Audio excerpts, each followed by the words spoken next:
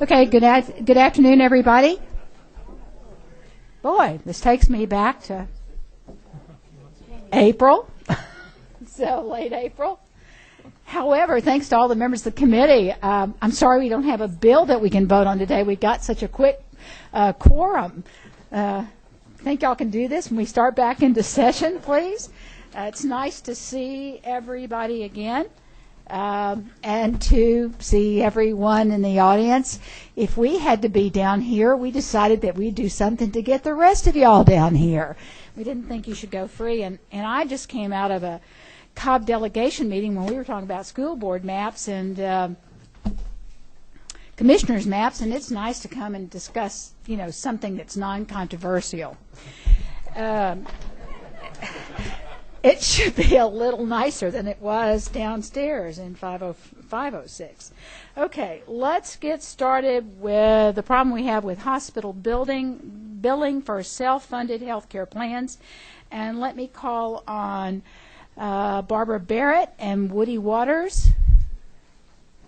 Okay, if y'all will come and sit in the two seats right here. I think y'all have some other people after y'all, and so, sort of a 30-minute time frame. Not for you two, but just for the whole, everybody. So whichever one of you would like to start off. Your mic, have you got your mic? Have you got the mic on? The mic's on. Explain the problem and give us who you are and who you're with, and explain the problem you're having. Okay, my name is Woody Waters. I'm vice president and part owner of a firm called ELAP Services LLC. In a nutshell, all of our clients are employers who are large enough to self-fund their health plans, meaning there's no HMO, no insurance company, no premium payment in the picture. And the reason that clients of mine like Barbara and the Langdale Company hire us is to make difficult decisions on behalf of health plans as an outsourced fiduciary under ERISA, under the governing federal law. And most of our determinations involve what's covered or what's payable. So under the what's payable chapter of our services, it's probably best for me to do this by example. But we think the purchase of hospital goods and services is very unique. It's unlike any other commercial transaction in American business, in as much as you don't know till 30, 45 days after the products are delivered and the services are rendered what they cost. And we think the net outcome of that is that prices get unnecessarily high. So by way of example, I would say today, all over the state of Georgia, all over the country, at many warehouses, on many loading docks, a truck pulled up, delivering widgets, the old business school example, and let's say it brought $200,000 worth of widgets. Well, on that loading dock, there was a purchasing manager, and he was holding an invoice. And it had every single thing that was going to be delivered listed on that invoice, the quantity, the price. And he was able to watch them roll it off the truck and put it in his warehouse and count it as it went by. And all this may have happened electronically, on handhelds instead of by old-fashioned carbon copy. But the point is, he knew everything that was coming. He was able to check it, and he was able to budget for it in advance and plan his annual expenses around it. So if you fast forward a few hours and say that same purchase, say the truck delivered $200,000 worth of merchandise. So several hours later, the loading dock manager goes home. It's 6:30 at night. He's watching the news, and his heart starts to skip. He starts to feel faint. And he doesn't feel very good, and he tells his wife, "Oh, Lord, I might be having a stroke. Get me to the hospital." He goes to the hospital. They admit him. He has a signed stack of paperwork about as thick as the Atlanta phone book. But he's in a compromising position, so he goes on in. They run tests. Ultimately, maybe he needs a stent. Maybe he needs bypass. I don't know. But say it's a $200,000 hospital bill. For my client, Langdale, and other self-funded clients just like them, $200,000 is $200,000. So if somehow she doesn't look at the hospital bill closely, and if she doesn't find a way to control the outcome of that bill, any overpayment for that bill affects the bottom line. It may violate her fiduciary duties under ERISA, and most importantly, if she overpays, say, by $100,000, That might be 3 people that don't get hired. It might be 3 people that get laid off. It might be a new machine that doesn't go on the plant floor. So all my firm tries to do for Langdale is serve it in a way that we allow the purchase of hospital goods and services to look a little more like the purchase of every other good and service in America, which is to put some formulas in our plan and say how we're going to pay for it so that they can budget for it. So with that's an introduction and a summary. Barbara, I'll turn it over to you for some comments about being self-funded in general and so forth. Thank you, Woody. The Langdale Company has been, I'm sorry, did you? Oh, okay. The Langdale Company's been in business since 1894. So that's 117 years. They're a family-owned business, primarily in the wood products industry, and primarily most of our 1,076 employees are located in the South Georgia area. We do have one facility in Tennessee, but other than that, most of the employees are located in South Georgia. We've been self-insured for our health and dental benefits for a number of years, probably over 25 years we've been self-insured, which means we sit on an ERISA chassis and we're governed by the U.S. Department of Labor. And part of that is we have to be a good fiduciary of the plan's money. We're self-administered as well, so we don't use a third-party administrator. We pay our own health claims. So the health claims that we pay comes directly from the bottom line of the company, or impacts the bottom line of the company. We formed TLC Benefit Solutions in the year 2000. That's when we became self-administered. Part of the reasons that we did that was to better manage the funds in the plan, better manage the payment of claims, and to better watch how the employees are treated and the benefits for the employees. It's worked out very well. It allowed us to take control of our plan cost. It also allowed us to take a look at the data that we have from the pay claims and also develop wellness programs and disease management programs so that we had healthier employees, and that's worked out really well. We've got what we think is a pretty good wellness and disease management program. It's been very successful. But the number one cost to our plan is hospital claims, and of course, like I said before, that directly impacts the bottom line. Part of the reason that we started using ELAP to audit our hospital claims was because, one, the company could no longer absorb the cost, and Langdale is like many other companies trying to determine whether or not they're going to be able to keep a health plan for their employees. Number two, the employees could no longer absorb any more cost.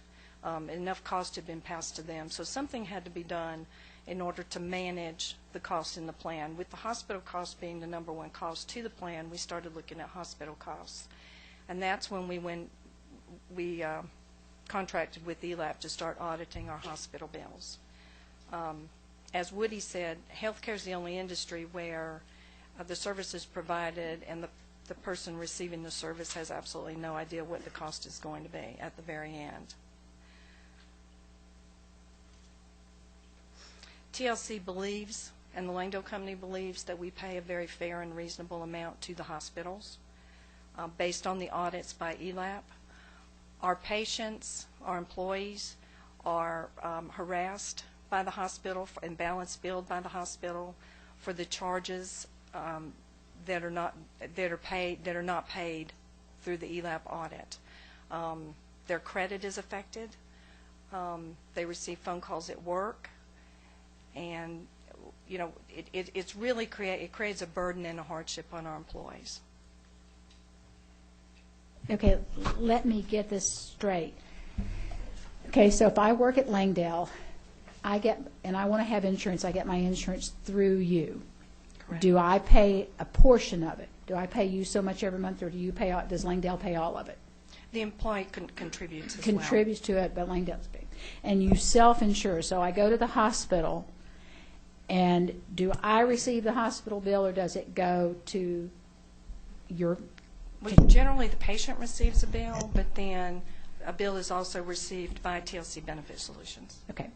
And where you see the problem is that you have Woody look at the bill, and he decides what should be paid and what shouldn't be paid, and I'll ask you to tell me what you decide that on. Then Langdale pays that bill. But if there's a balance, the hospital then comes back and says that the employee has to pay the balance and they're harassed. That's correct. Okay. All right. Woody, how do you decide how much should be paid to the hospitals, and where does the problem come from? Where are we getting this discrepancy? Recall at the outset of my comments, I said that Barbara and all of our clients are self-funded. So the key to that is that there's no insurance company. If there's no insurance company in the picture, there's no insurance policy. Okay?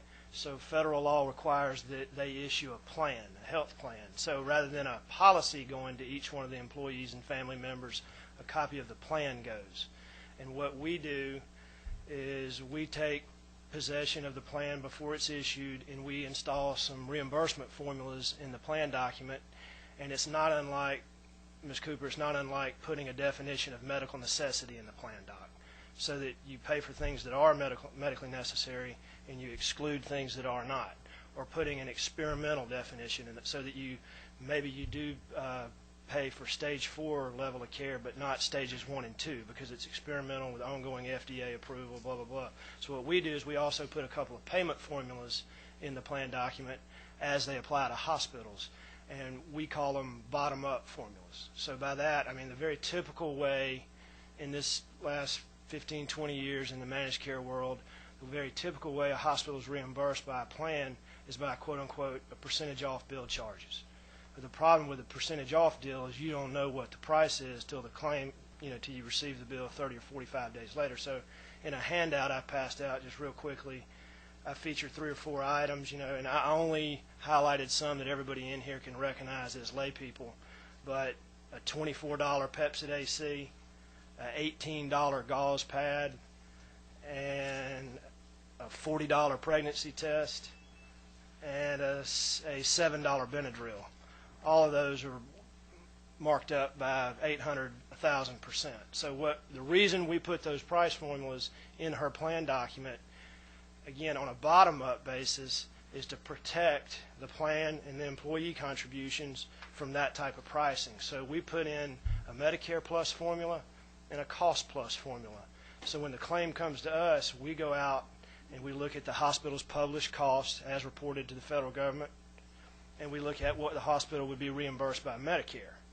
And whichever those two figures is greater, we use the greater one, add a margin, and pay the hospital accordingly. And then on top of that, we tell the hospital in a letter that you're assuming the patient's position, you're standing in the patient's shoes under federal law, and you have appeal rights under this plan. So if you think we under-reimbursed you, then please, God, fill out an appeal, show us whatever items that we underestimated, and the plan will pay more as a covered expense.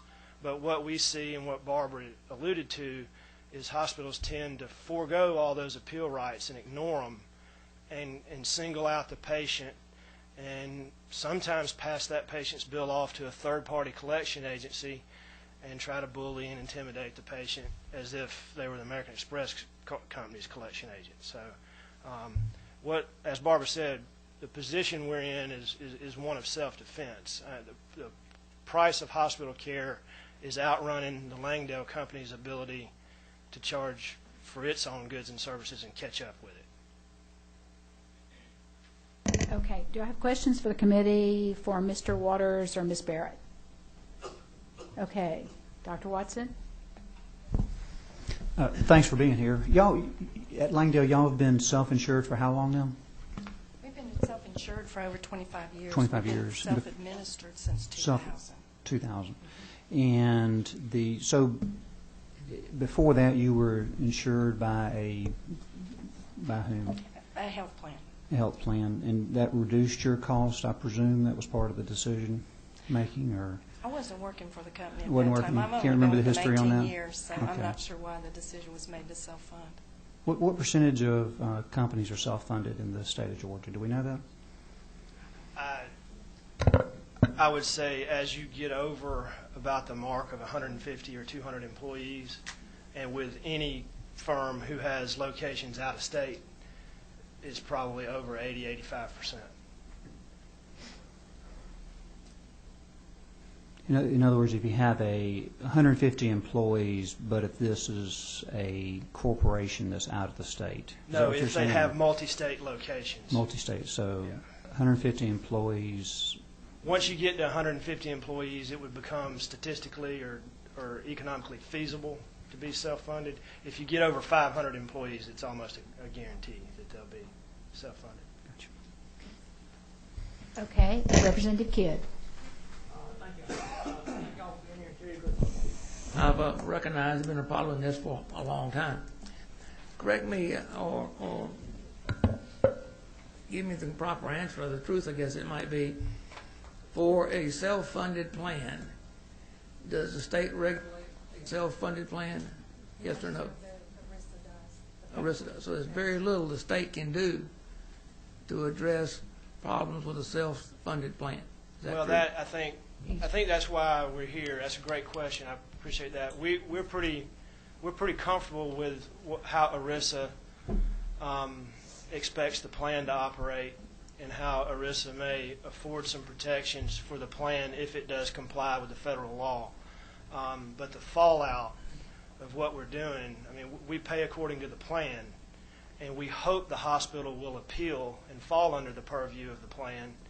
But too often they ignore the plan and single out the patient, and ERISA doesn't do anything at all to protect the patient from balanced billing. How many, or what percentage of the public is not under a self-funded plan that the legislature could address? It's a reasonably small amount, is it not? No, all your artisan contractors and delicatessens, if they are carrying insurance, are probably under a little fully insured plan with one of the name brand carriers that you guys would recognize. So it is not the fact that the mass number of employees are under some type of self-funded plan in the state, and therefore we wouldn't, whatever we passed wouldn't affect those people. Yeah, again, we're talking about the individual patients, so it would. I'm not trying to dodge your question. It just really would depend on what you elected to pass. Blue Cross Blue Shield, for instance, what are they? They're both. They issue fully insured policies, and then they also act as an administrator for people who want to be self-funded but stay with them. So what about the state insurance plan? is that administered right now by Blue Cross, or is it United? I apologize. I don't know, United, isn't it? United. Okay. It could very well affect both of those organizations if you had somebody go to a hospital that wasn't in the United network, and so the claim was out of network, there was no contract in place. United would pay what United would pay, and they would balance bill the patient for everything else. Okay, let me ask a couple of questions that may have the committee answers. You're saying companies like Coca-Cola aren't. Do you think Coca-Cola's employees are being harassed after Coca-Cola pays a hospital bill? Okay. I mean, Coca-Cola's operating in a league with which I'm not familiar. Okay. Okay. But, maybe a bad example. But I mean, because they have employees all over the world, Right. And they're having, Barbara has to abide by ERISA, but they have to abide by so many countries' laws. I mean, I really don't know. I Now, apologize. are you okay? Let me frame it again. Are companies the size of Langdale that you know of having the same problem that Langdale is having, or is this in one specific area of our state, one specific hospital that you're having the problem? Okay. I'll let her speak to how much the plan's cost is for them, but my firm has clients all over the country, and I would say no, it's not just one hospital. No, it's not just one firm with 1,000 employees. It's a systemic problem. Okay. Is there a difference? And I think maybe the committee members know that when Blue Cross decides what it's going to pay providers, and I don't think people then the patient gets billed after Blue Cross pays the bill? We'll answer this A and B. I'll go first. Yes, if the hospital had a contract with Blue, Okay.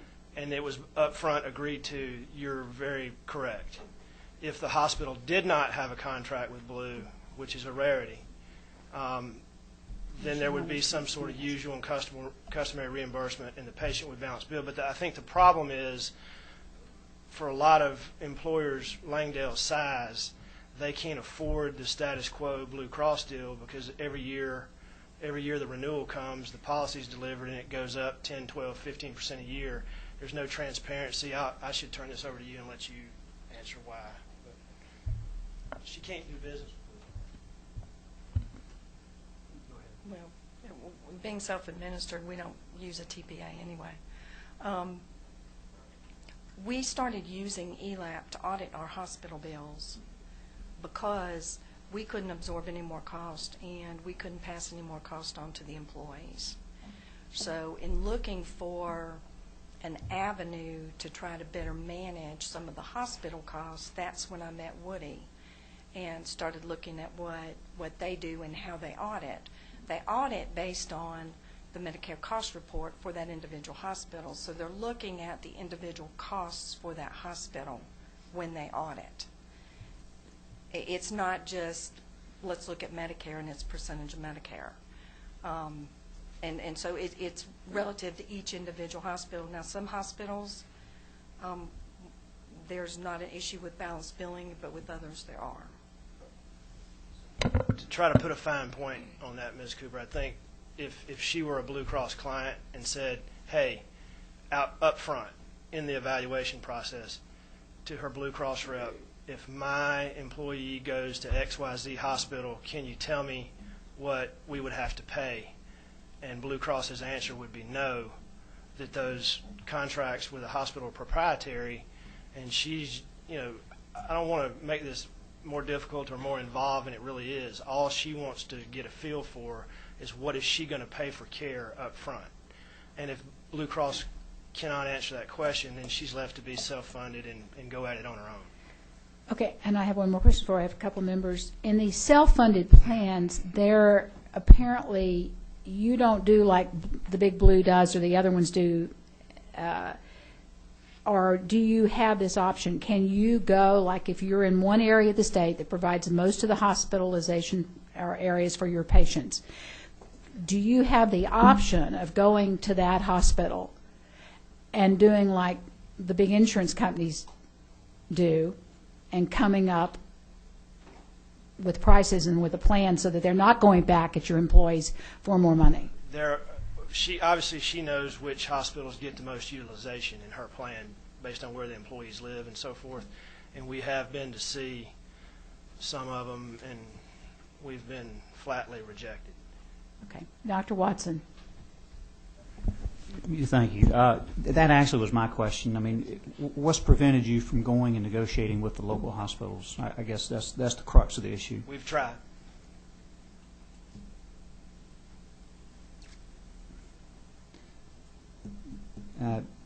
Can you elaborate on that a little bit? Well, I'm trying not to name names, but I mean, I think the most pat answer we get is you got 1,000 employees, so maybe 2,500 total members scattered across South Georgia, which is a pretty big place. You don't have enough volume for us. Basically, you're not a big enough fish. And you say, I'm going to take my business to another hospital? Or, I mean, is that what you do? And we do. And you go to another We hospital do. that you negotiate the price with? Yes.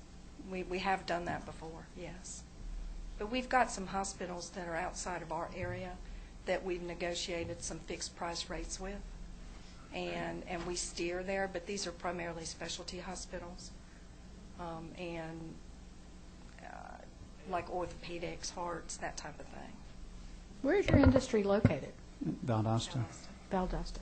And then the other thing is Dr. Watson, she and I and the employee are only one part of the decision as to where the care is rendered. A big influencing factor there is where the doctor would like to do the procedure. And so the doctor may refer our patient or try to refer our patient to a hospital where we've negotiated yet failed. Representative Kidd. One or two more questions, if I may. And here again, I've been interested in this for a really long time, for 30 years, when my first child was born. And I saw the cost of stuff. And now in my own situation, when I see like the wholesale cost of this wheelchair is $11,000, but yet they bill it out at $24,000.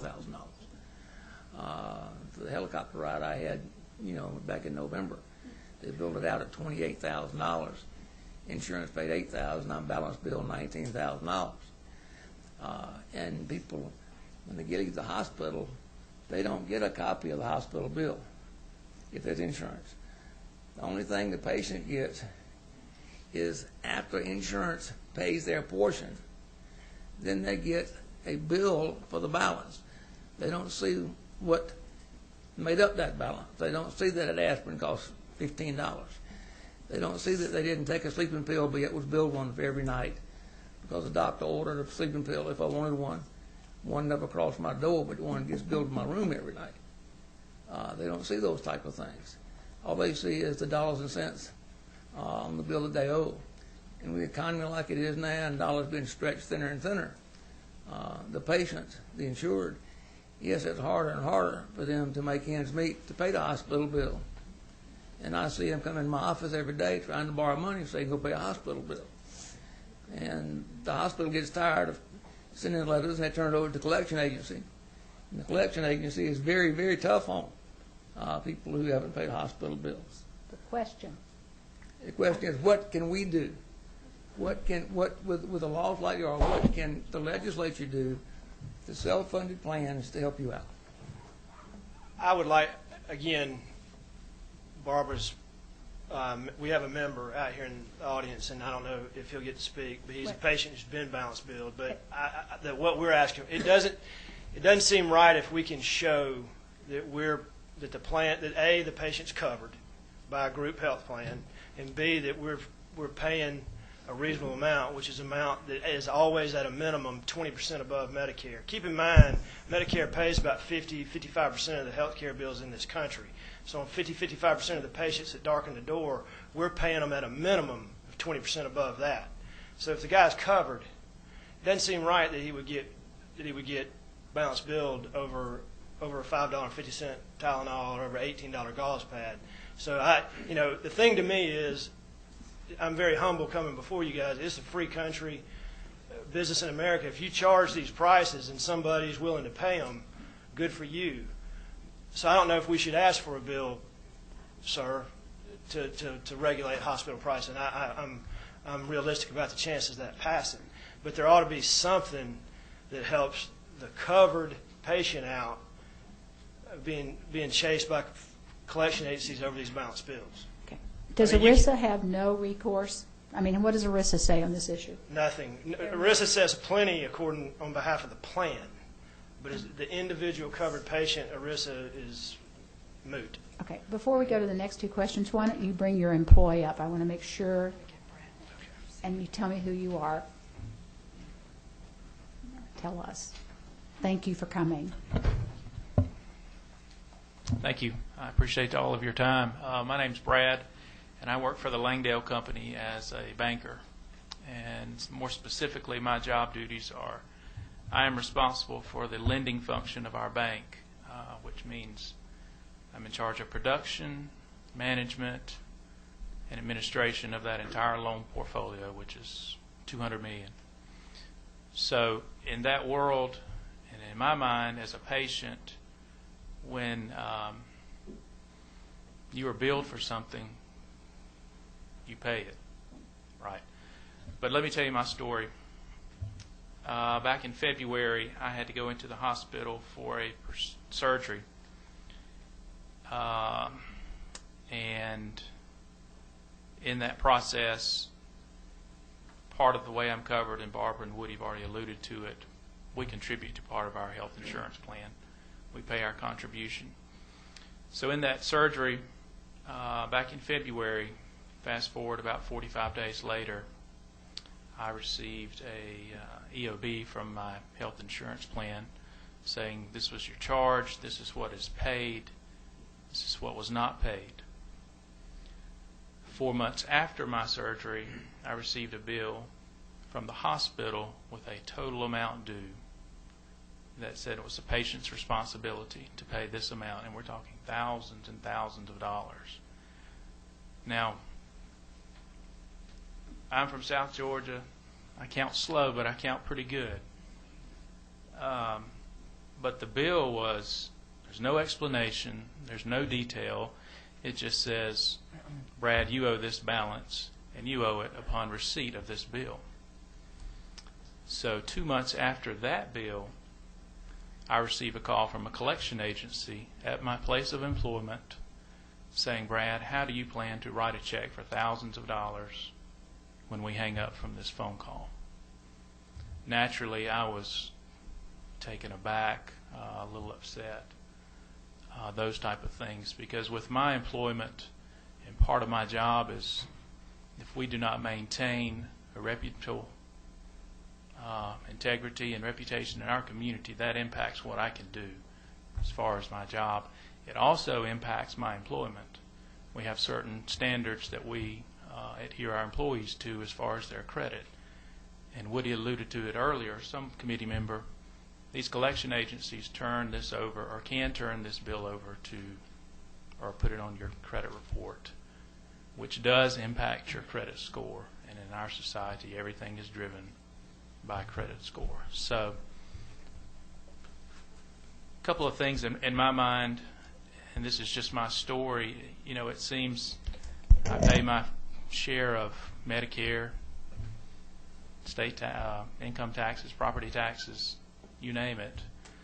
I'm sure part of my taxes help fund, well, I know they do, local hospitals in an indirect way or direct way. And Woody alluded to it. It's hard for a patient to grasp, okay, I can walk into my local CVS and buy 500 tablets of Tylenol for $8.97 when the hospital billed me for one Tylenol for $5.50. So that's part of my story. Can I ask you how it was resolved? And in the meantime, when you received the first hospital bill saying that you owed it, did you go to whoever administers the plan with Langdale and say, I've gotten this, and what did they do, and what was the final resolution?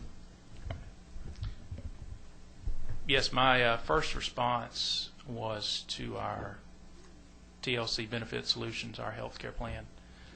And from that point, ELAP, Woody's firm, became involved with that process.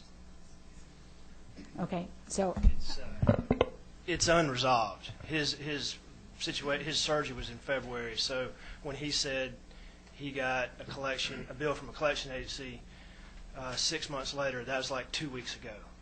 So Okay. It is a fresh situation, but our standard mode is that when somebody's in Brad's position, there's no law on this that says pro or con, says you owe it or you don't.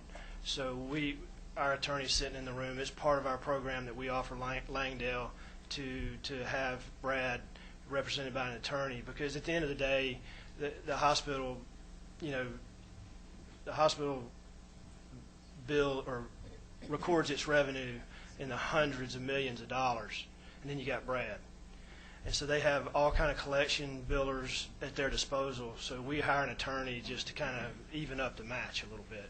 So more often than not, we never get an official notice from a collection agency that this is over and resolved.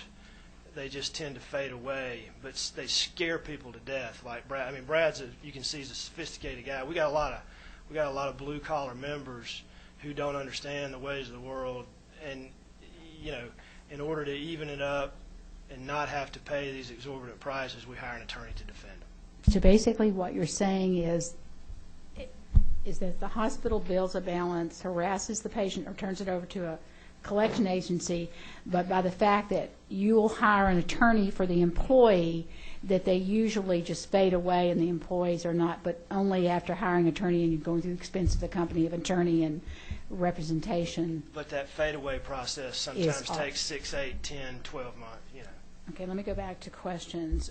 Representative Clark. Do you have a question? Okay. No. Oh, it's okay. Nope. Okay, go ahead. All right. Pardon. Thank you.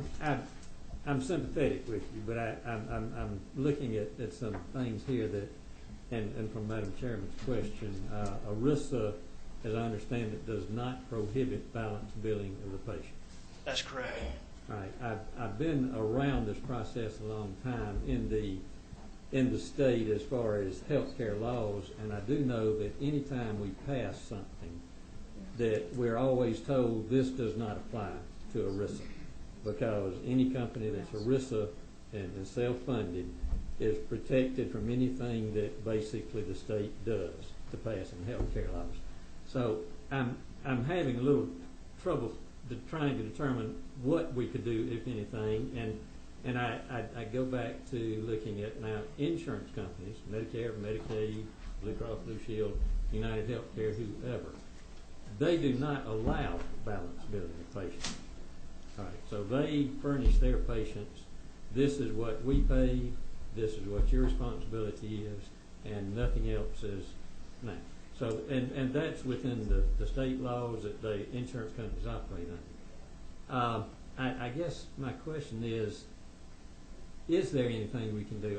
From past experience with past, with working on the other side of the fence to pass health care laws, I know that we cannot affect ERISA. So I'm wondering if these self-funded plans have any choice other than to try to help the patient pick up the difference or become insured and increase the patient's responsibility to pay a premium. I just don't see where we can help, in other words, and I guess that's where I'm coming from. Well, I don't necessarily have anything to add. We were looking for some help, and I'm sure we'll double back with certain committee members over the next few months asking for some help. But I don't, passing a law that you're going to regulate the prices of hospital bills, I don't expect that. But maybe there is something you can regulate about how much they're allowed to go after and try to collect. Representative Harden, I think that really this was just to bring this problem to our attention and then to let members think about it over the interim and brainstorm and work with people and explore the law and see if there's anything that can be done or that needs to be done. Because you're right about ERISA and some of the things, but we just have to, that's what we were doing it for. Representative Fullerton. You didn't push your button? Okay, go ahead. Okay. Thank you. You got it on? Thank you, Madam Chairman. I don't know if I'm on or not, but I think you can hear me. It seems like from your testimony that one of the main issues is that obviously the hospital doesn't think you're large enough to negotiate with them. So my question is, has there been any effort, or does ERISA prohibit companies like yours that are self-insured to join together to create an exchange, if you will, in order to be able to bargain? Or does ERISA prohibit you from doing that? They don't? No, that's a fantastic question. There's such a thing called, the acronym for it is a MEWA, but it's Multiple Employer Welfare Association or whatever. What makes it tough is what Langdale may want may be different than the next self-funded plan in Valdosta may want, but it is possible. It's just difficult. That's all I would say. May I continue? Then my next question is that something that our Department of Insurance or the state can look into to help businesses like yours that are self-funded? Well, to try to create something like that would put you in a better position to negotiate. Right at the time the governor's office was changing, I was on a committee to study the exchanges that PPAC, the federal legislation, passed to be effective in 2014, and I think the state of Georgia made the decision to not try to set up its own exchanges, but to allow the feds to do it for us. So, if I don't know. No, I think they're pulling back and just maybe backed off for just a little while. Okay, yeah, it's a very difficult subject. So, but if there's again, it's a very difficult subject, but if there's something you guys could do to make forming multiple employer arrangements easier and clearly defined, increasing bargaining power would help. Thank you. Well, that would be okay, but try getting it through. Representative Henson. Thank you. You've been talking about collections and 60 days and things from hospitals. Generally, if we're having a problem with your head right there because you're moving it back and forth, and things generally are, is it standard for hospitals to send things to collections after 60 days? I think that's really my question. I would say it's standard, but I would put the time frame at more like 90 to 180 days. Okay, I just wondered. But why do you pick 60? I mean, generally people go into 90-day notices. And I've seen bills come out of hospitals that are about 60 days old that go over to collection agencies. I apologize. I don't know what we said about 60 days that made it sound standardized, but could you restate the point you're trying to get me to clarify? I guess I'm trying to clarify is why do hospitals send things over to collection agencies much quicker than any other type of business sends things over to a collection agency? I don't have the answer to that, but I would like to know the answer to that. Thank you. Representative Harden, again. One more quick question. Since NEWA was mentioned, I was with an association that created a NEWA for its members. Are you saying, did I hear you say that there may be some changes in regs there, or did you say that basically it would be hard for these self-insured employers to agree on a common goal, I guess you would say, that would allow them to be a MEWA? The second thing you said. It's just setting them up is legally challenging, and then getting the members to agree is practically challenging. That'd be the way to put it. Very legally challenging and practically challenging, but so you don't see any way the MEWA regulations or rules could be changed that would allow, because the employers probably could not get together in a MEWA? No, I think they could get together, but I mean, that's a very open-ended question that you're posing, and I appreciate it, but we would have to drill down on that some for me to weigh in with any degree of intelligence. Well, maybe you could give us some information on that over the interim Okay. then, and we could see. Okay, thank you. Mr. Barrett, we're a little over the time we had allotted. Is anybody else that you brought with you, or is this pretty much put forth what your problem is? Okay, do we have anybody? Thank you very much, and thank you for coming. Do we have anybody that signed up? Let's see.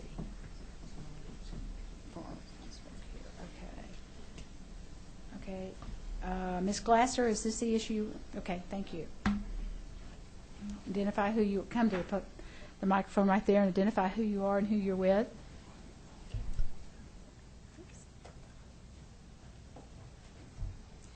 Thank you, Chairman and committee members. Is that better? Thank you for taking the time today to hear about a most important issue of patient access to specialty tier medications.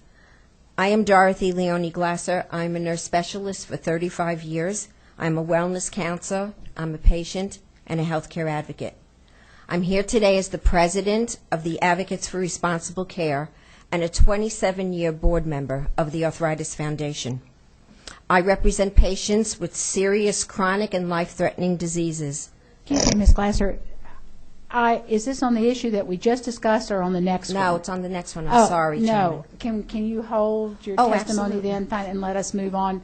Is there anybody that wanted to make comment on the issue about the self-insurance plans? Okay. All right. Yes, sure, Earl. Identify yourself. Thank you, ma'am. My name's Earl Rogers.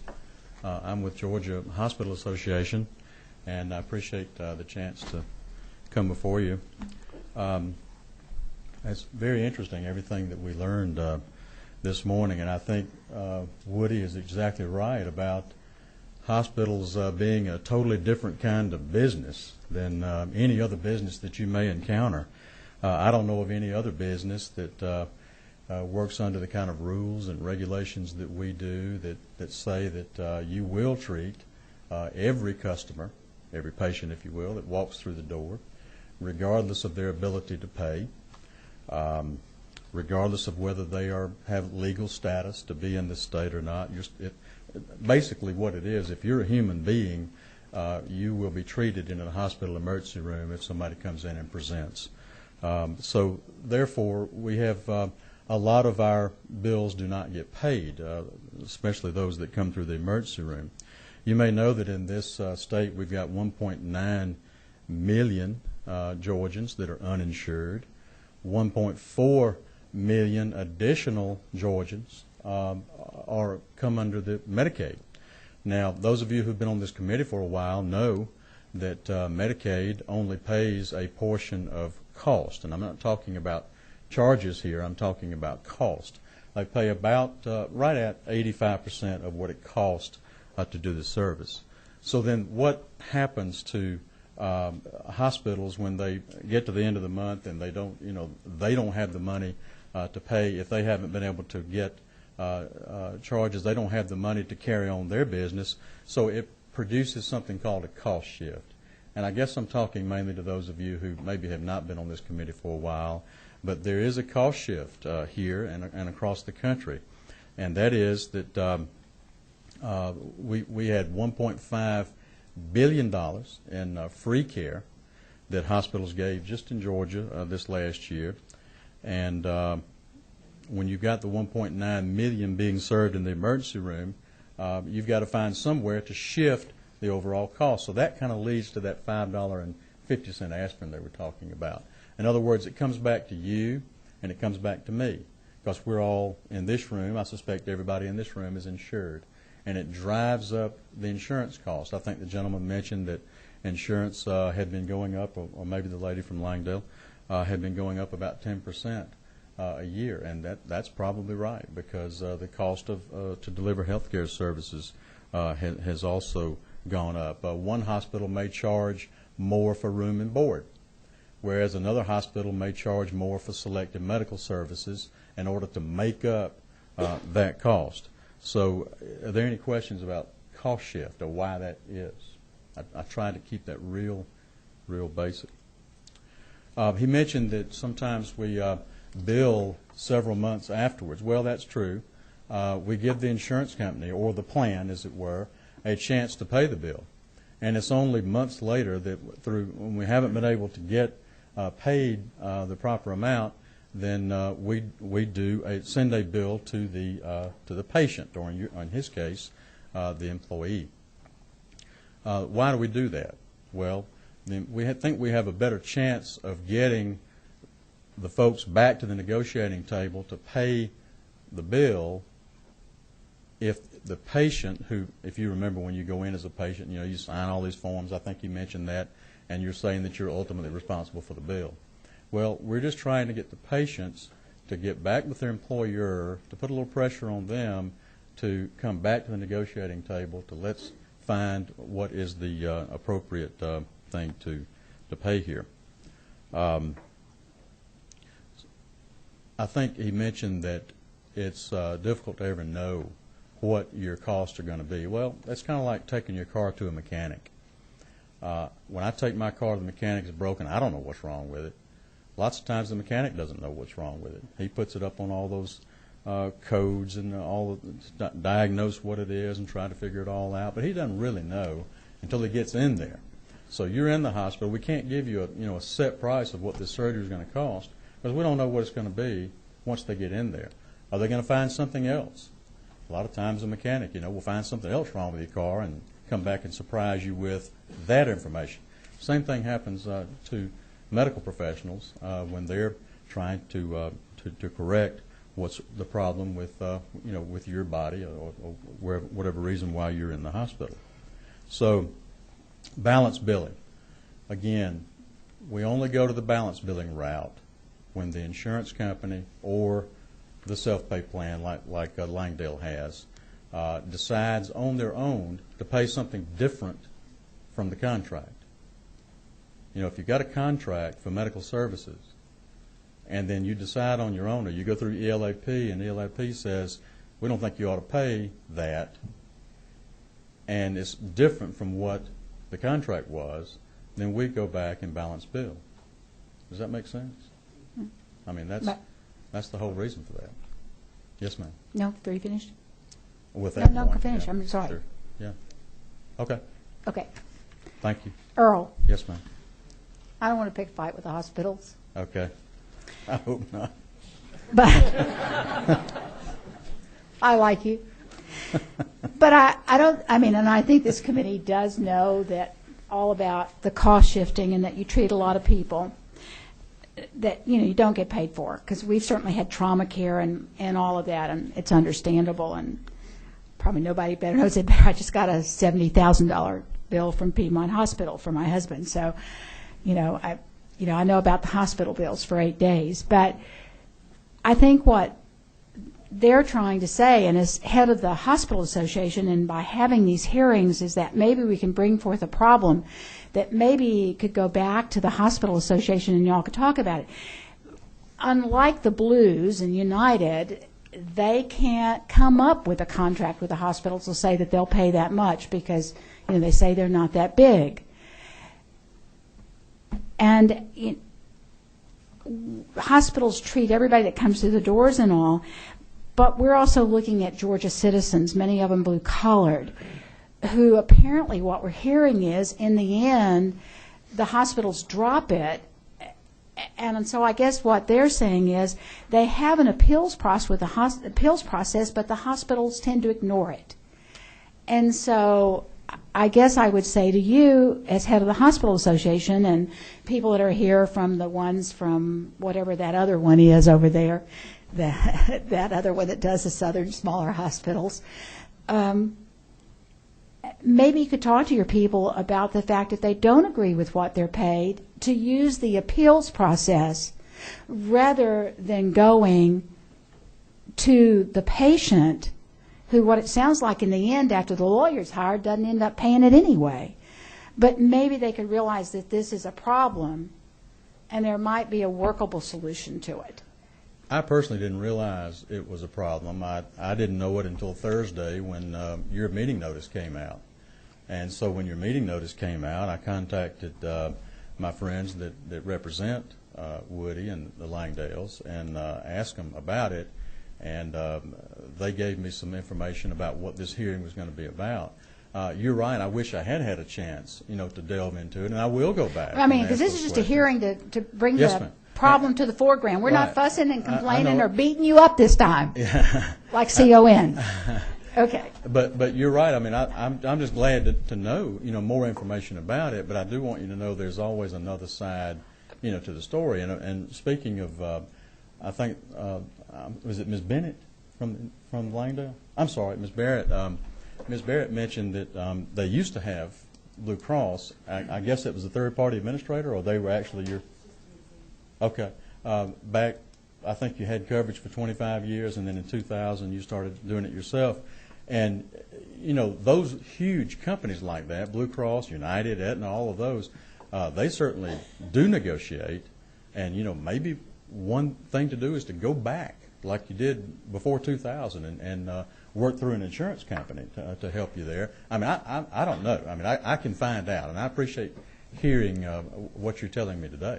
I mean, I think that's one of the problems, and it's one of the problems that we've had across the country, is that when individuals can't negotiate with hospitals, and why, we're talking about individuals being able to come together in the insurance exchanges,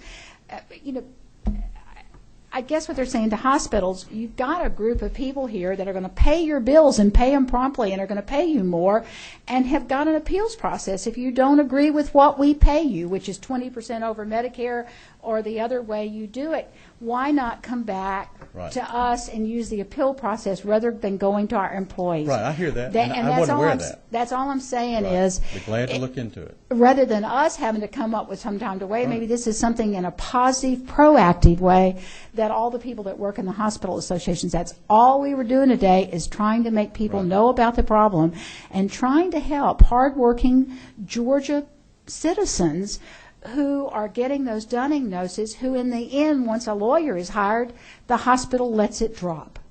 I'd rather see, if the hospital doesn't agree with it, for it to go through the appeals process, for maybe the hospitals to get 10% more and then leave the patient alone. I don't because I was not aware of this and had Yeah. not heard of this I'm not issue trying to before figure this Thursday out. when the meeting noted, I don't think this is a statewide situation at all. I think it may be a situation that has, obviously you have experienced. Be glad to look into it. That's all I'm Appreciate asking. that. And any other? Anybody other else? questions? Questions for Earl? Let me say one last. Oh, okay. Go Richard ahead. Henson. Henson. Good afternoon. Hey. Hey, I think my question might be better directed to you about Okay. sending things over to collections in 60-plus days, even before 90 days. That's a good question. When I there's didn't- I insurance- didn't know that. I've never heard I'm of just saying for the someone- balance bill, Yeah, for I the didn't- I patient's didn't realize. portion, when Yeah. insurance pays. That seems a little early to me. I mean, I would have thought it would be much longer than that, too. So I'll be glad to check into that and ask, our hospitals if that's going on. Give me a I wasn't aware of it. That would be good. Say one last thing about negotiating. You can't, you can only negotiate so far. I mean, we can negotiate, but we've still got to stay in business. Just like, again, we've got 1.9 million uninsured, Earl. 1.4 million in the Medicaid. Don't go there. Okay. You All don't right. want to go there with Wellstar paying off $5 million things for letting people cutting their Okay. practices short in that for All them, right. and Thank you for your time. $100 bottles of brandy for board members at their party in multiple dosages. Don't go there with me. I was being good, Earl. I know that's the exception to the rule. Earl and I are friends. The friendship goes back, and I enjoy picking on him. I am concerned about Wellstar paying out $5 million in packages to people that they let go before their employees, things were terminated. That's my home hospital. Okay, let's move on. Dorothy, let's see, who's going to speak first? Ed Levitt or Dorothy Glesser?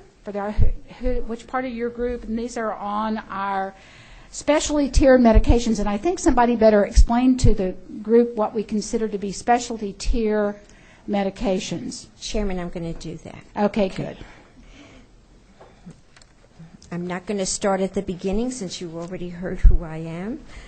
I'm just going to tell you that I do represent patients with serious chronic and life-threatening diseases. Some of these diseases are rheumatoid arthritis, systemic lupus, multiple sclerosis, immune deficiency diseases, Crohn's, and cancers. Specialty tier drugs, what are they? There seems to be an increasing trend by insurance companies to adopt a tiered payment system, charging higher out-of-pocket insurance fees or co-payments for the more expensive and specialized medications. These are the medications of the fourth and fifth tier of a drug formulary. The insurer's plan has a fixed co-payment amount for their medications, but when certain newer and life-saving, treatment-enhancing medicines are prescribed, the insurance company puts it in another tier and charges the patient astronomical amounts. A Tier 1 drug, for instance, would be your generic drugs. A second-tier drug would be your preferred name drugs. A third tier would be brand-name drugs with a generic equivalent. The fourth and fifth tier drugs are subject to 20 to 35% increase in co-payments or co-insurance. In this category, they are brand-name drugs with no generic equivalent. Their medications classified as those requiring special dosing administration.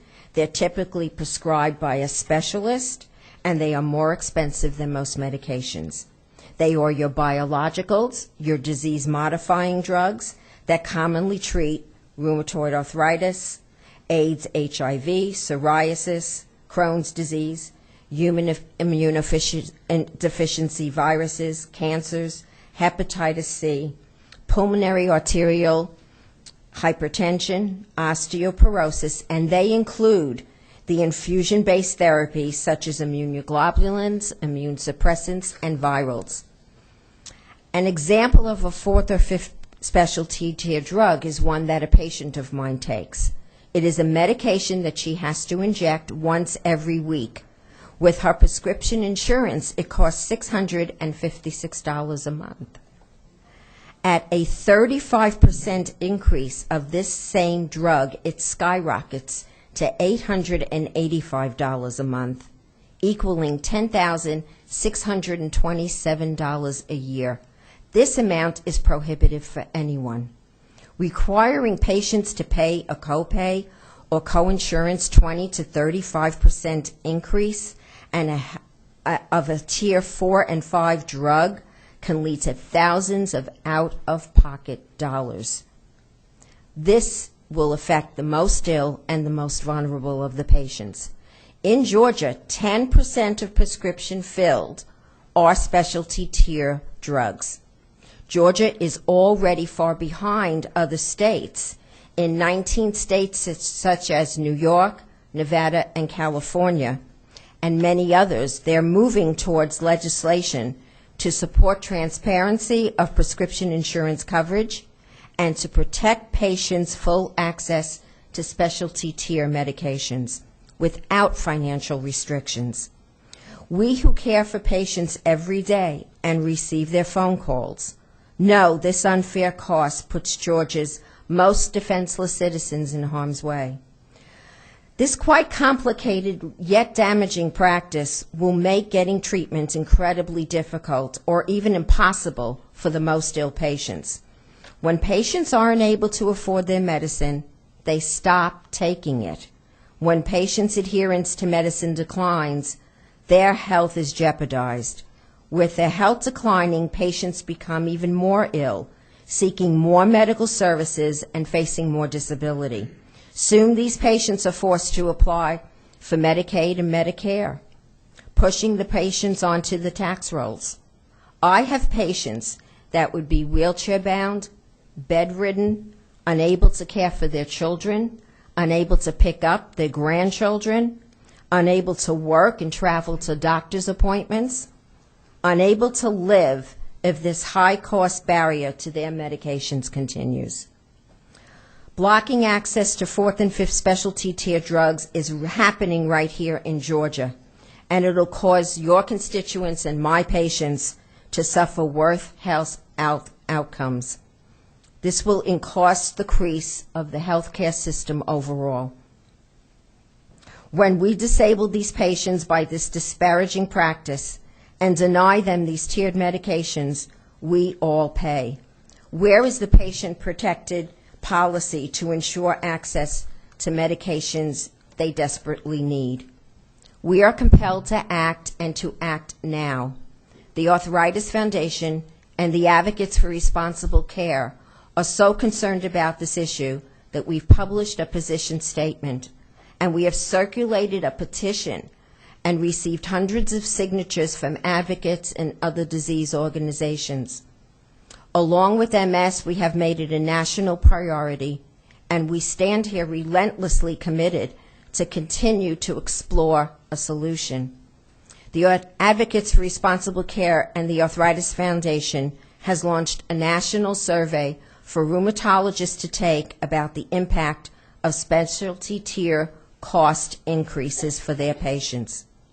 The Advocates for Responsible Care has issued a call to action, interviewing patients for their stories about taking specialty tier medication and the impact of this cost shifting. I call upon all of you and all the respected members of this committee, other policymakers and providers and advocates, insurers and manufacturers to recognize the seriousness of this issue. My patients already do. I deeply appreciate your willingness to have this conversation, and I hope it will continue. I hope it will continue until we have protected the patients who have no other option but to take these specialty tier drugs. I hope it will continue until we have lifted this burden of higher coinsurance and copayments for the patients taking these life-saving, life-threatening medications. I thank you for your interest. I look forward to speaking to you again. Thank you. Questions, Ms. Glasser? Any questions? No. Okay. No questions. Thank you very much. Thank you. Mr. Levitt? Mr. Levitt?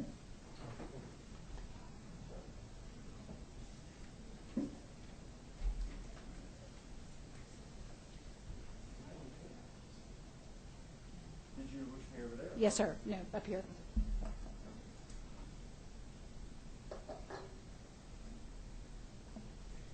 Thank you.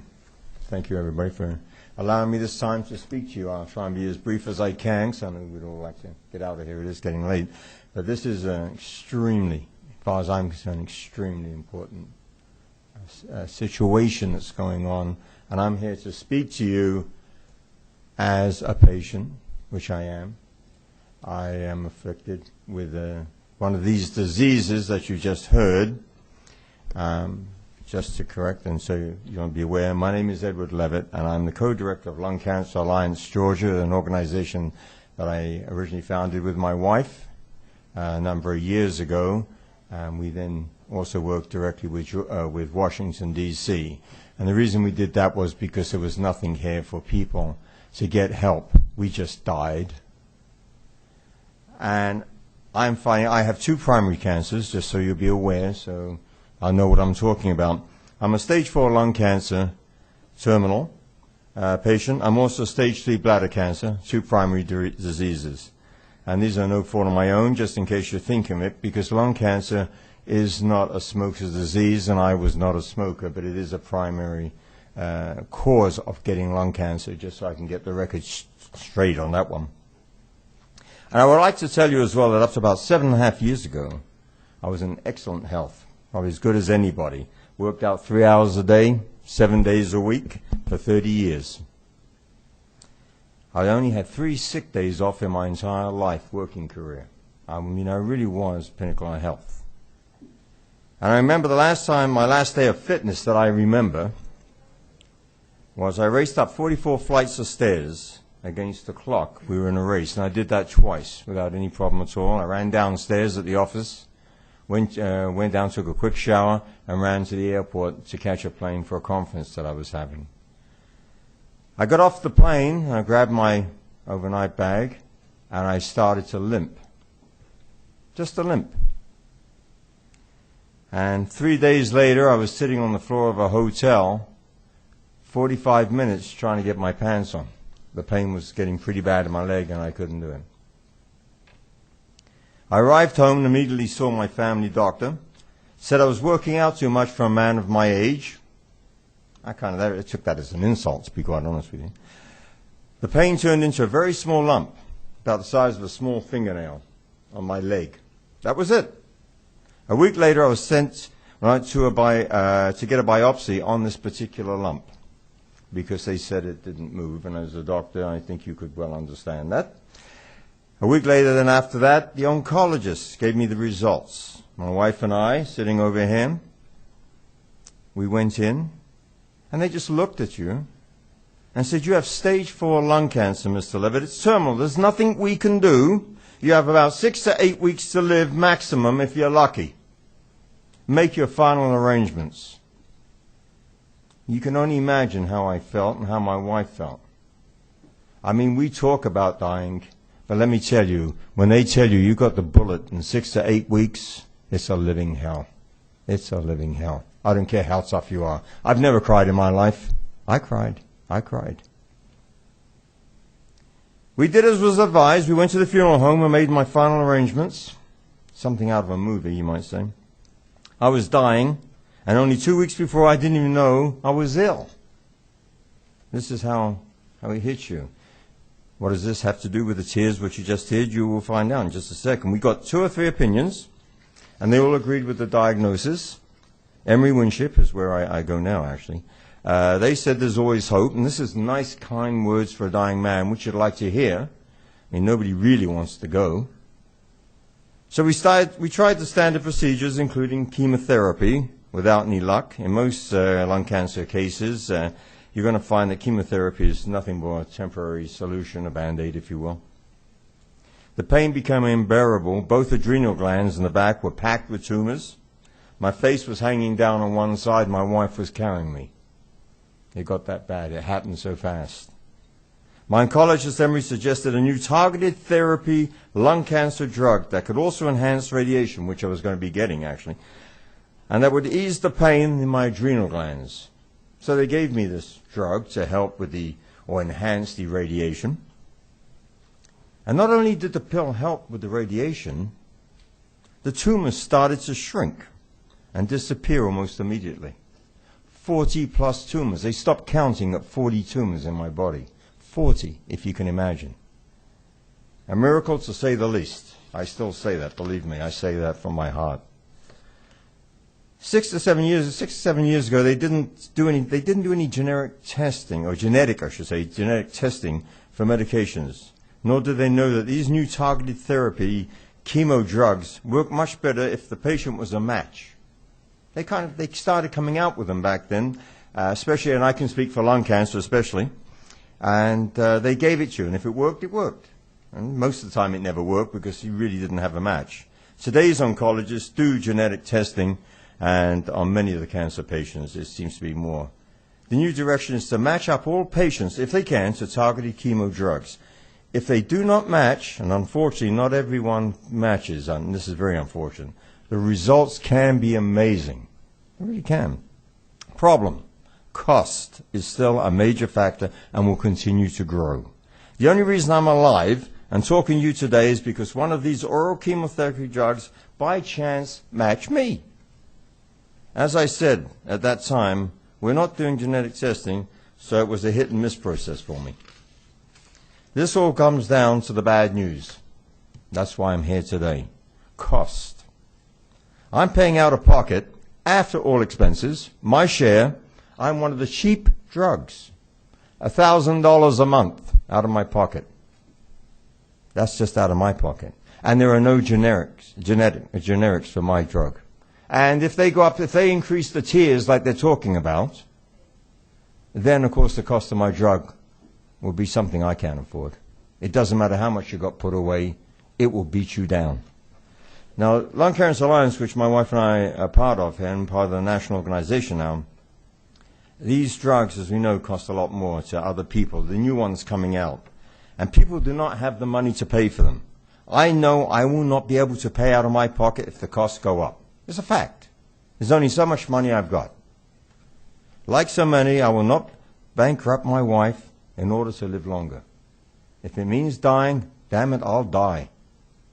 Because no one will help me. Unless I move to Texas, where they've now included these drugs into the, when you get into medical, as opposed to having it as a drug.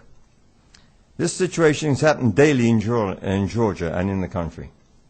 As a patient and leader with Lung Cancer Alliance, I care about affordable access to medicine in Georgia.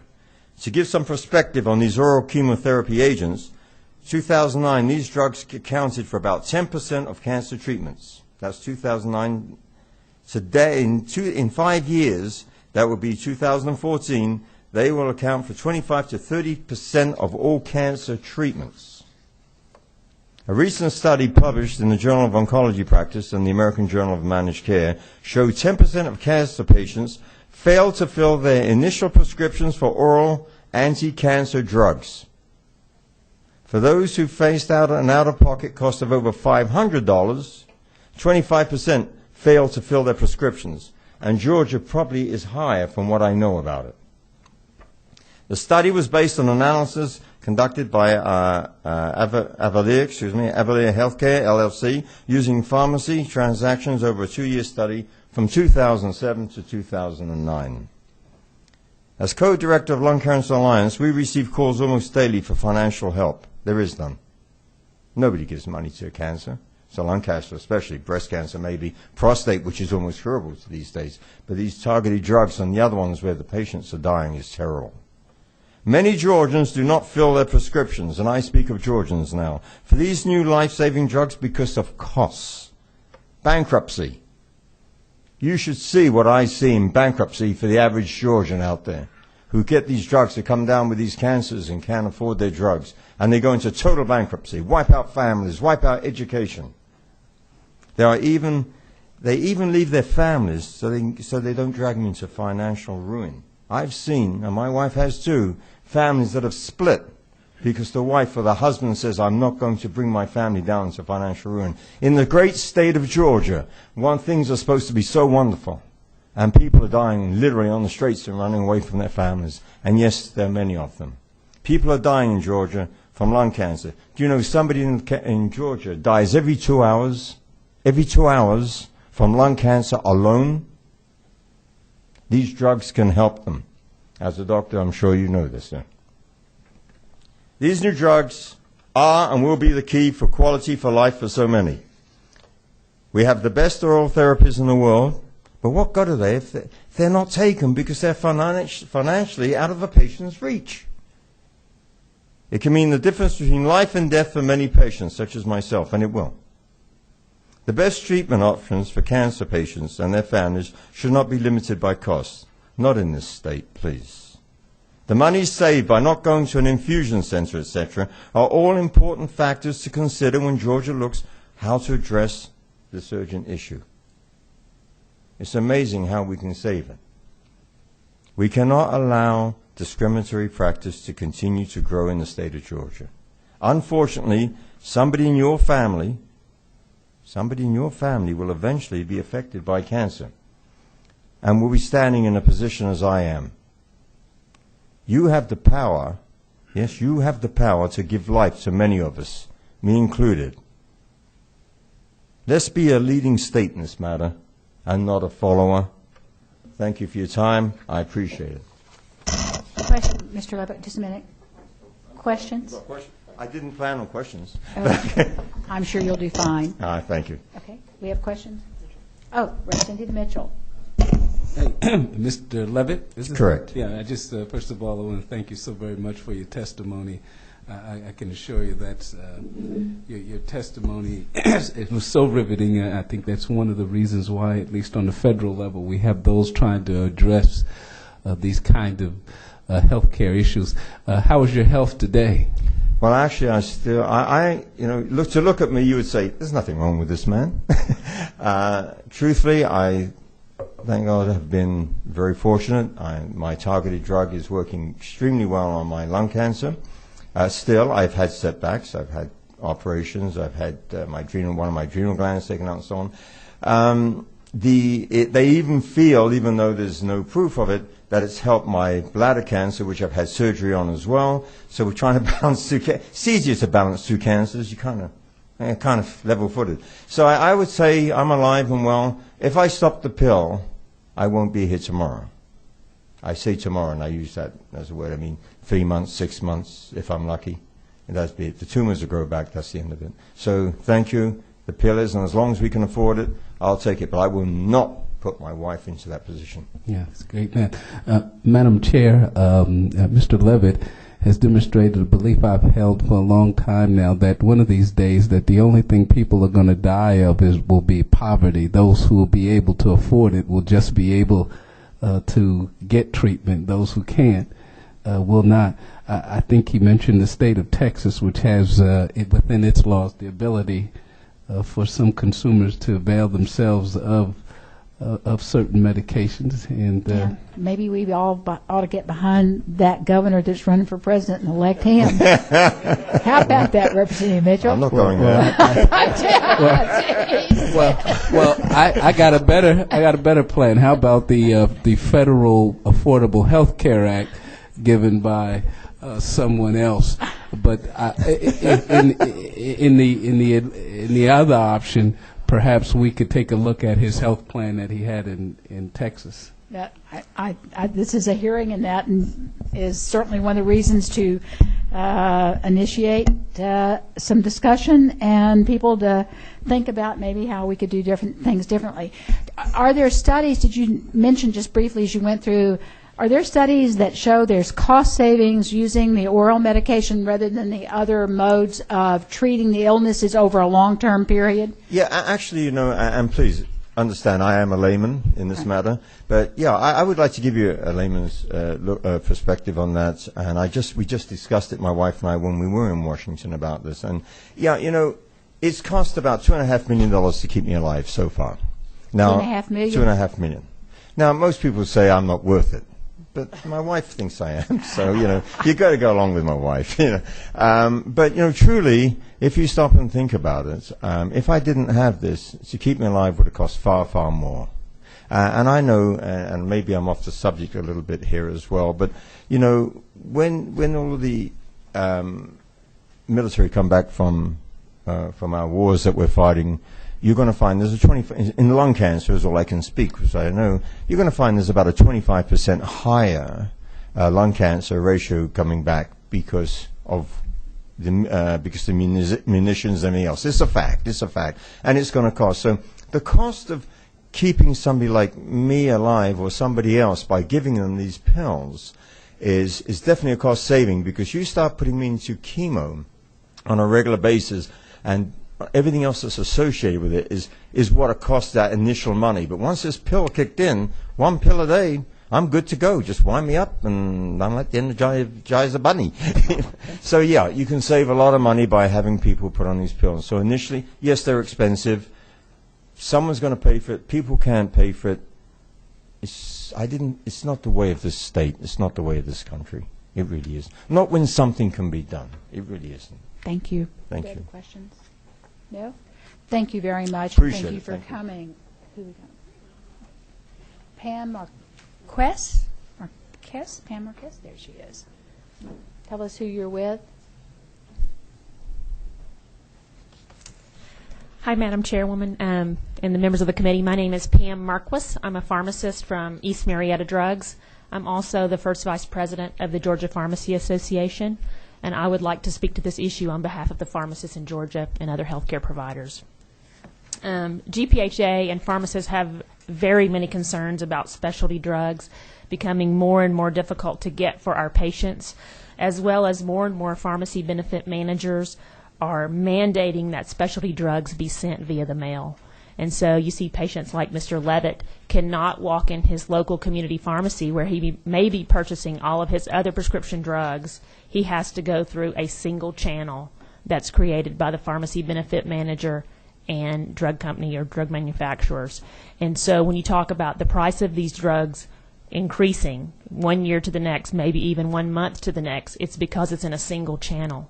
And these patients cannot go to their local community pharmacy to get their prescriptions.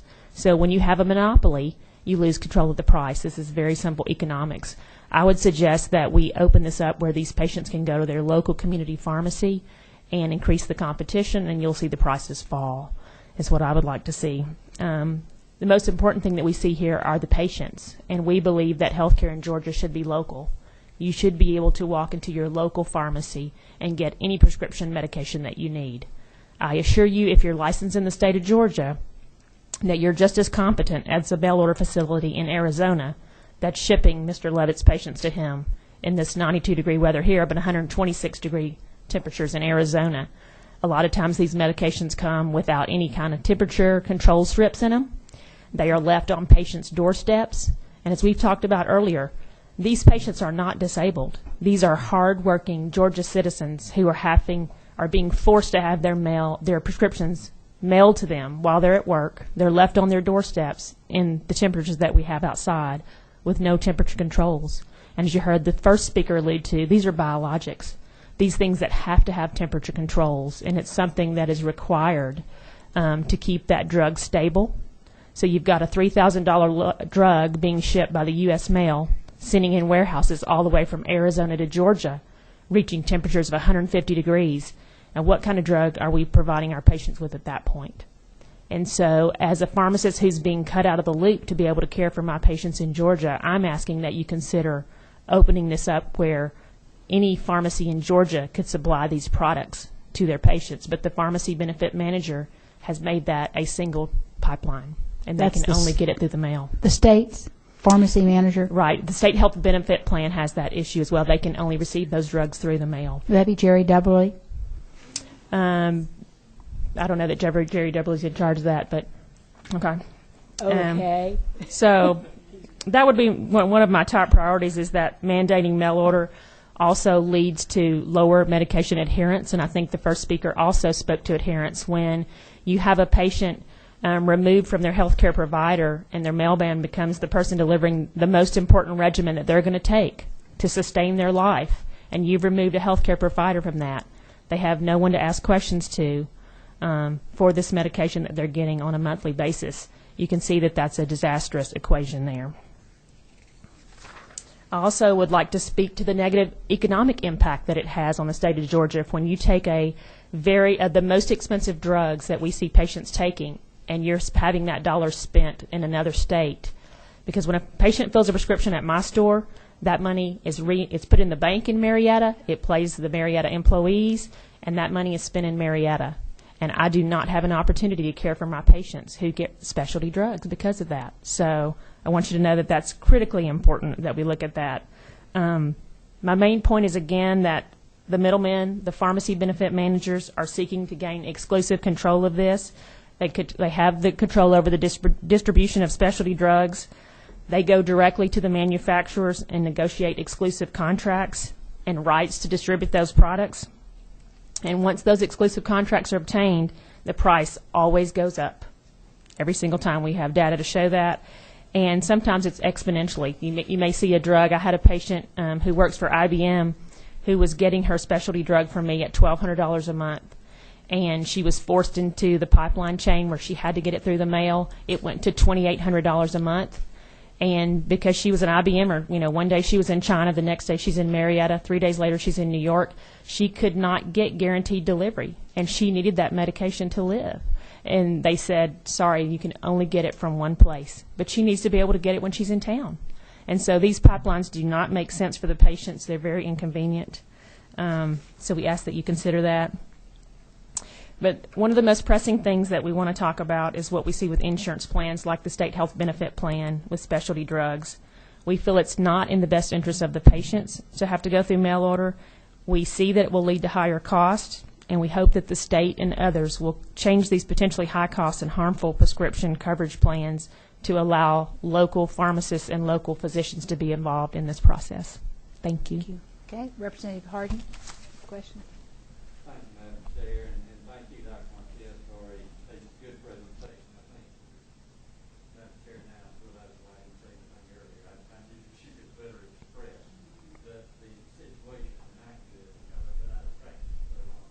But I think one thing that you said that didn't just come out and say is that your pharmacy benefit managers have created a monopoly on certain drugs by saying you can only get them through their plan, through the mail.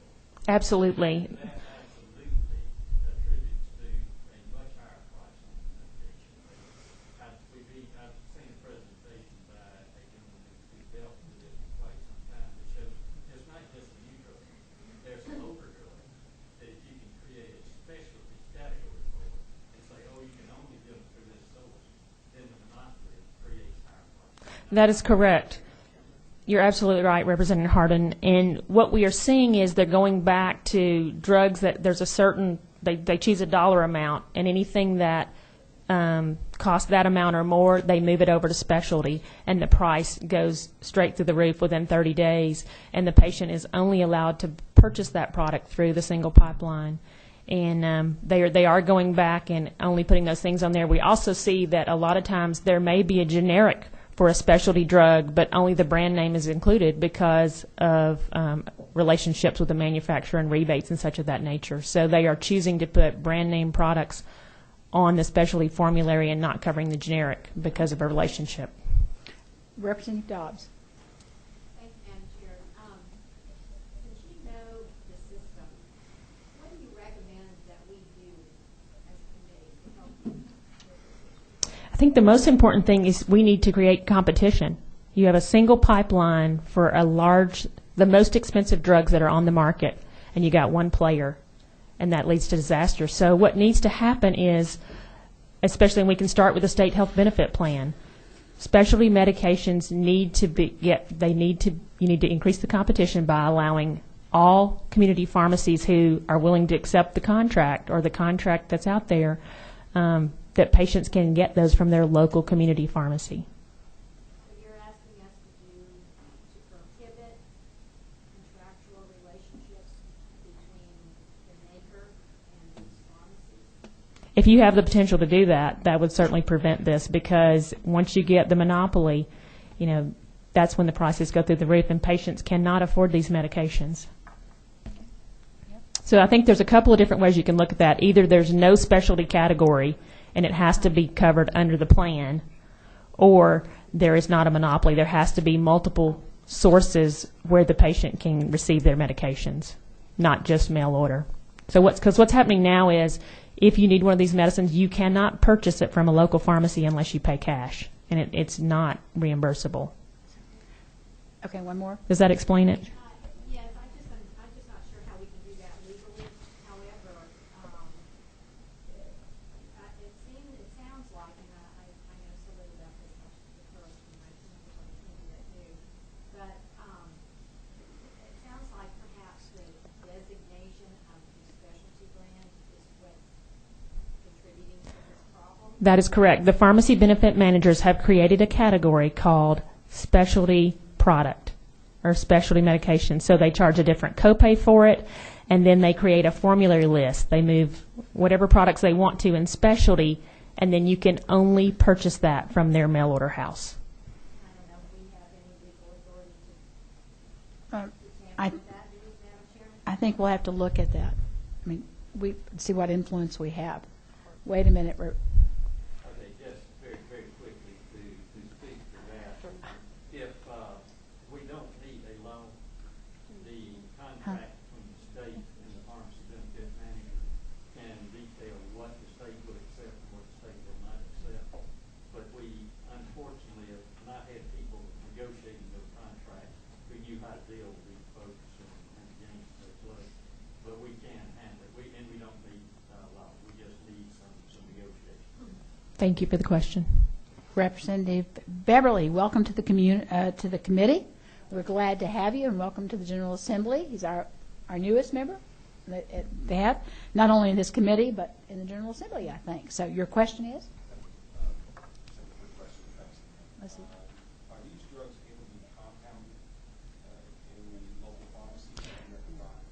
Traditionally, these are not compounded products because they are biologics. They're very, these are the most complex drugs that are on the market have moved into the specialty category. So no, these are not something that your local pharmacy is compounding. They're high-end user drugs. Okay. I don't see any further questions. Thank you for coming. And, of course, Representative Harden, she's very good because she's almost in my district, and I consider her one of my pharmacists. And I would like to say that perhaps the pharmacy caucus in the House could work on this. For anybody that doesn't know in the audience, we have several pharmacists in the House, and we tease them about having a pharmacy caucus. So perhaps you could work on some solution to this and report back when we come in January. It's your suggestion, we will certainly do so. Thanks, everybody, for being with us. Thanks to all the members of the committee, and I appreciate everybody coming. Thanks to everybody presented. We are adjourned.